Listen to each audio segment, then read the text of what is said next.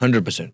Sir जैसे ED की अक्सर लोग बात करते हैं, डू यू थिंक कोई और ऐसी चीज़ है जो कि मे बी अपकमिंग टाइम्स में मेंस के लिए खतरा बन सकती है? जैसे ईडी को तो अभी ऑलरेडी लोग कर ही रहे हैं।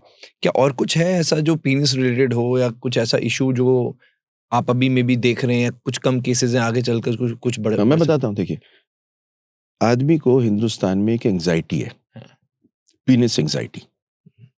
उसको ये लगता है बिगर द बेटर, और साइज़। आदमी साइज। एंड इस चक्कर में क्या हुआ है कि बहुत सारी क्रीम्स, बहुत सारी जेल्स, बहुत सारे स्प्रेज आ गए। हुँ, कोई दवा ऐसे बढ़ाता नहीं, पहली बात तो सब क्लियर कट।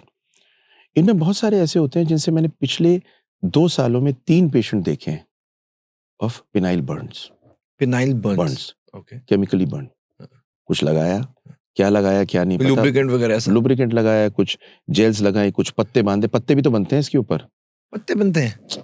अलग-अलग लोगों की अलग-अलग दवाई की प्रक्रिया होता है। कुछ गरम पत्ते बांध देते हैं, कुछ भस्म में डाल के पत्ते बांधते हैं।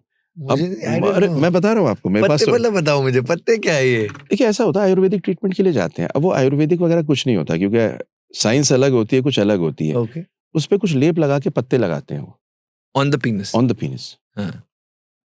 बढ़ाने के लिए, साइज टाइट करने के लिए। अब इसमें होता क्या है that any the skin of the penis hmm, is delicate, hmm. And this leads to this particular thing.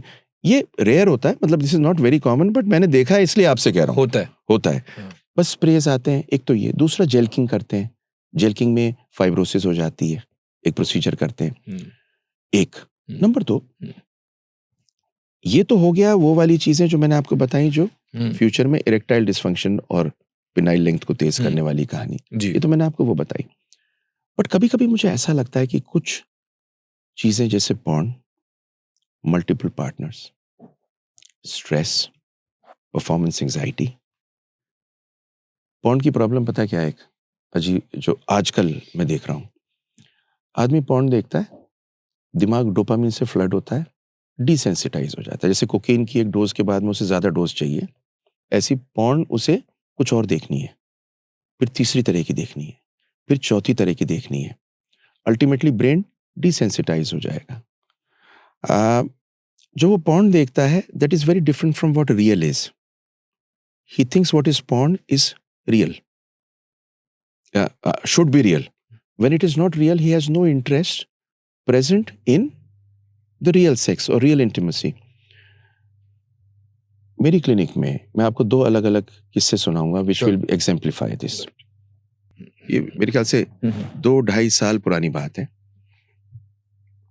This patient, this couple came to me and the wife said he has no interest in me and probably my husband has interest in some other women. So he doesn't have intercourse with me. So मैंने कहा आप बाहर बैठिए, मैं I'll talk to the husband. The husband said there is no problem, sir. I have regular erections, but I don't like her. So I said, what do you like? He says, sir, I satisfy myself with porn because I've been seeing it for a long time. And the porn is something in which there's so many things which I can do, but I don't think I would like to have sex with her. Now, they had come for children, which means that basically we're not having sex for a long time. So one is this picture. Of course, I had to put him onto the porn detoxifying and all Right. those things. वो तो एक अलग चीज हो गई. The second thing was that this couple came, this lady must have been about 28 years of age or 25 years of age, and the gentleman was about 40 years of age. She said, and she came inside and she said, Dr. Sahab, I've brought him, please, in a theek kariye because he needs to be set right. So I said, what happened? She said, he just can't last. So I talked to the man. The man said, I'm okay. There's not much problem. मैं बिल्कुल ठीक ठाक हूँ doctor साहब, बाकी कोई खास बात दिक्कत नहीं है. बोली 5 मिनट के अंदर डिस्चार्ज हो जाते हैं. So I looked at the man. I said, क्या है? बोले जी 5 मिनट या उससे ज़्यादा मैं डिस्चार्ज होता हूँ. So I looked at the woman. I said, देखिए, the normal duration of a man is what your husband has, and he's absolutely fine. She said, ऐसे नहीं होता डॉक्टर साहब. This was because that porn had made her think that the whole thing lasts for about half an hour. So porn is something which actually is corrupting the mind of young people. Porn में exactly ऐसा क्या क्या है, या अगर if you want to talk about may be sex positions और something, जो porn में है वो रियल सेक्स में नहीं होता और वो गलत है may be for a man और अ वुमन? देखिए, I don't know, but porn में वो सारी चीजें होती हैं which demean a woman, hmm. and demeaning a woman to make love in itself is wrong. Thinking that probably having sex is not the position in different styles which are there. I mean, you go on to any porn site, किसी भी porn site पे जाओ, तो उनका एक menu card होता है ना, वो पूरा मेन्यू कार्ड ही बहुत चीप होता है। 90% अननेचुरल है। हम्म। एंड एक बार आदमी को उसकी लत पड़ जाती है, तो उसको जो सच में इंटीमेसी चाहिए, लव चाहिए, वो चला जाता है। Hmm. That's the way it happens. मैं आपको बताऊं, एक सेक्सुअल इनकैपेसिटी से ज्यादा जो बड़ी आज के दिन में प्रॉब्लम है, जिसकी वजह से फैमिलीज खराब होती हैं, that is azoospermia, zero sperm count. देखिए, सीमन की रिपोर्ट में 3 चीज हो सकती है, या तो नॉर्मल स्पर्म काउंट है, या आदमी का ओलिगोस्पर्मिया है, कम स्पर्म काउंट है, या आदमी का कोई स्पर्म नहीं है। You'll be surprised to know. In fact, when I'm talking to you now, when I give you the data, इस वर्ल्ड में 1% आदमी के स्पर्म नहीं है। 1%. It is more than diabetes, more than heart attack, more than everything else. But crazy thing क्या है कि जिसके स्पर्म नहीं होते वो किसी को नहीं कहता, अपने आप से भी नहीं कहना चाहता, छुपा के रखता है। छुपा के रखता है। तो बस में अगर आपके बराबर वाले के भी हो सकते हैं स्पर्म ना हो, पर आप किसी को बताते नहीं, इसलिए पता नहीं चलता। 1% population does not have sperm. And sperm gets connected with masculinity. And 90% of people don't even understand. Recently, I शादी में गया था, and there was somebody who was talking to me, well-educated person from United States of Indian origin. And he said, जी उनके sperm नहीं है हमारे रिश्तेदार के, इसका मतलब वो important हुए, पढ़ा लिखा आदमी। तो आप ये सोचो कि आम आदमी को ये समझ में नहीं आती कि इरेक्शन का एजोस्पर्मिया से कोई वास्ता नहीं है। वो एजोस्पर्मिया और स्पर्म कम होने या ना होने का इम्पोर्टेंस से वास्ता नहीं। इम्पोर्टेंस का मतलब है कि जो आदमी को इरेक्शन नहीं होता, जिसकी वजह से वो सेक्स नहीं कर पाता। अब लोग सिर्फ कंफ्यूज नहीं होते, लोग एक्चुअली इसे सेम मानते हैं। इस वजह से आदमी एजोस्पर्मिक डिप्रेशन में चला जाता है, दुखी हो जाता है। You'll be surprised, 70% of people who come to me who are azoospermic, सबसे पहले मुझसे क्या कहते हैं पता है? रिपोर्ट को देख के पहले तो सन हो जाते हैं, 30-40% बहुत दुखी होते हैं और कहते हैं डॉक्टर साहब बस एक काम करना, हमारी बीवी को मत बताना। तो मैं उनसे एक बात कहता हूँ, मैंने कहा देखो, आपकी बीवी को ये मालूम चली जाएगा एंड उन्हें एक बेबी चाहिए, 70% चांस है आप ही की टेस्टिस से निकल के आपका बेबी मिल सकता है, और अगर नहीं मिलता तो डोनर स्पर्म से भी मिलता है, तो जनने वाली माँ होती है, पालने वाला बाप होता है। मैंने बच्चों को, जिन लोगों के स्पर्म नहीं मिलते और डोनर स्पर्म से कराए होते हैं, को गले से ऐसे चिपटाते देखा है अपने बच्चे को। मुझे 30 साल हो गए काम करते करते, जो कोई बाप अपने स्पर्म वाले को नहीं चिपकाएगा, क्योंकि इतनी मुश्किल से एक बच्चा मिला होता है।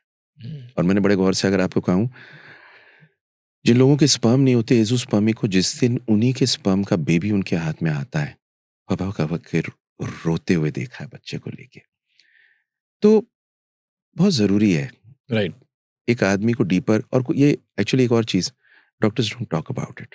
Yes yes 100%। ये तो Doctors don't talk about it, and what people talk about is absolutely wrong. So you have a fantastic podcast channel.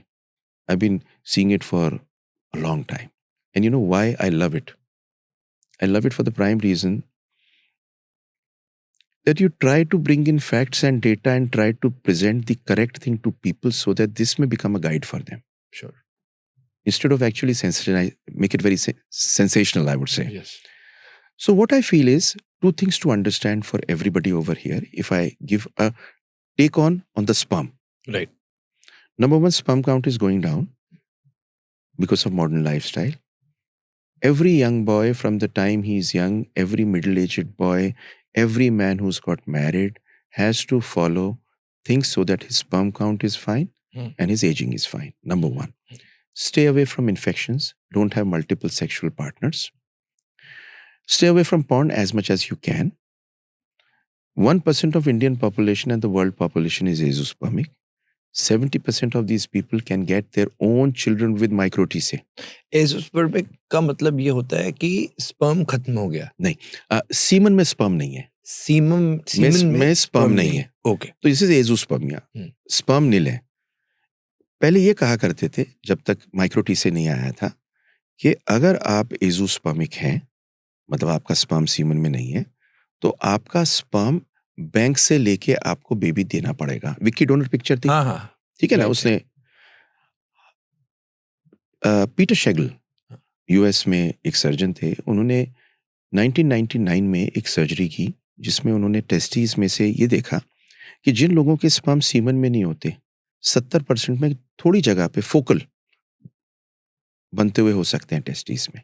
Okay. तो टेस्टिस को खोल के जब वो स्पर्म्स को माइक्रोस्कोप के नीचे निकालते थे, टिश्यू को, उसको खोल के स्पर्म निकालते थे, उसको निकाल के इक्सी से वाइफ के अंडे में लैब में प्रवेशित करा के लैब में एम्ब्रियोज बना सकते हैं उसी आदमी के, for him to have his child. And this is what I do. This is what I do and I love doing. और आई थिंक पूरी दुनिया, इंडिया में बहुत कम लोग करते हैं. बहुत कम लोग करते हैं. So this is micro T से. So this is what Palermo did. And you know, it's a very, I've met Peter Schlegel, I've met even Palermo. IVF के अंदर क्या हुआ? IVF का एक छोटा सा, मतलब कहानी से कहानी जोड़ लगी. IVF में क्या हुआ? IVF की कहानी ये थी कि it was a dream. स्टेप्टो और एडवर्ड्स का एक ड्रीम था कि क्या जिन लोगों के बच्चे नहीं हो रहे, क्या हम लैब में बच्चा बना सकते हैं. ये एक ड्रीम था उनका. इस ड्रीम के लिए उन्होंने वॉलंटियर्स लिए. तो the UK government somehow allowed, नहीं तो despite the church allowed, they had 1000 volunteers. 1000 volunteers ने कहा we'll volunteer to do this process. And Edward और स्टेप्टो ने पहली बार लैब में बेबी तैयार करके बेबी पैदा हुआ. जिसके बेबी हुआ उसके आज खुद के बेबी हो चुका है. But the beautiful thing is they taught this across the world to people. And they also got a Nobel Prize for this, because of which today IVF is done. But IVF की problem क्या थी? अगर आपका sperm count कम है, अंडे में sperm प्रवेशित नहीं हो सकता, तो क्या करेंगे? तो दुनिया इसमें लग गई कि किसी तरह से क्या स्पर्म को हम अंडे में इंजेक्ट कर सकते हैं. स्पर्म बाल के 1000वें हिस्से जितना छोटा होता है. Palermo was in Belgium at that time. He gave the first baby of ICSI in the world, and then it came that you can take out a sperm from the testes अगर मिल जाए, in 1999 by Peter Schlegel. Okay. So now 70% of human beings, 70% आदमी जिसके बच्चा नहीं है, उसको अपना बच्चा मिल सकता है. और अगर नहीं मिलता, डोनर स्पर्म से भी मिलता है, मैं कहता हूँ तभी तो बच्चा उसी का है ना बच्चा. राइट. यानी सर सिंपल सी बात है कि स्पर्म सीमेन निकल रहा है, उसमें स्पर्म नहीं है, तो आप क्या कर सकते हो? अपने टेस्टिकल से, जैसा आपने बताया, वहां से स्पर्म चांसेस है वहां पे स्पर्म मिल जाए. अदरवाइज ऑब्वियसली डोनर तो है.